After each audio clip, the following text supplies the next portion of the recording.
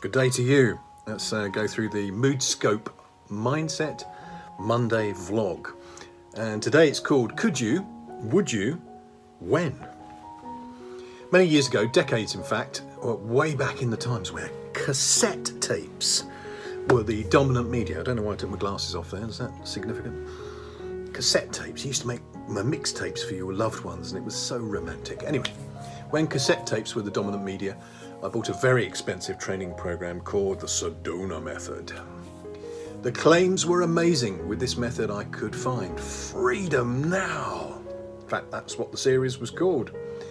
The freedoms on offer were emotional freedom, relationship freedom, even financial freedom. I would be free from fear, free from guilt, and free to be into good things. So away from the bad stuff and into the good stuff, like free to be me. I thought this was a good deal, so I signed up. Well, you can well imagine my frustration when the 15 or so tapes all had the same method on every tape. Could you, would you, when? Did I become financially free? No. Did I get value from the technique? Yes, and it's stayed with me ever since. I don't believe the claims made for the method, but I do believe it's worthwhile in itself, and it's a very valuable, simple approach to having emotional literacy, emotional intelligence. Letting go of stuff we don't want and releasing ourselves into the stuff we do want. To share this effectively with you, I need you to play along. You'll need a pencil or a pen. Notice not only do I have a pencil, I have a pencil with a shark on the end. Da, da, da, da, da.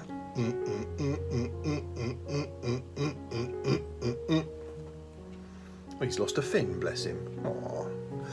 I'm going to ask you three very easy questions, and we'll make these revolve around this.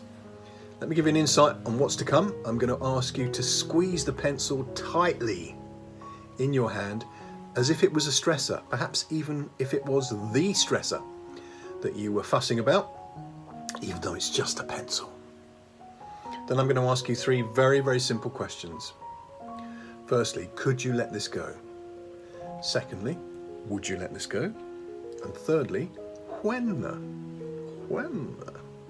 Okay, let's do this. I'll do it with you. Squeeze the pencil. Bit of tension there, bit of pain. Oh. Ask yourself the first question, could I let this go? And your answer is going to be yes. In fact, it's always yes. Of course you could let it go, but it reminds you that you can let it go. Then ask yourself the second question, would I let this go? And I'm hoping the answer will be yes, because it's just a pencil. Let me scroll down my script here. So I'm no mind reader, but I'm going to take a wild guess that your answer is going to be yes. I would let that go. Finally, ask yourself when, and if your answer is now, drop the pencil. Whew. I've had some minor upsets recently that have preyed upon and weighed on my mind. I do care about people very much, and if something upsets me, it goes over and over and over and over and over again. These upsets have damaged my energy, and I wanted to let them go. I wanted to be rid of them. Then I remembered the Sedona Method from all those years ago. The upsets were far more emotionally charged than an inert pencil, even if it had a shark on the end of it. I pictured the offending party and asked myself, could I let this go? The answer, by the way, is always yes to this question. Its purpose is to remind you that you have the choice. The crossroads is the would question. Would I let this go? The answer here can legitimately be no.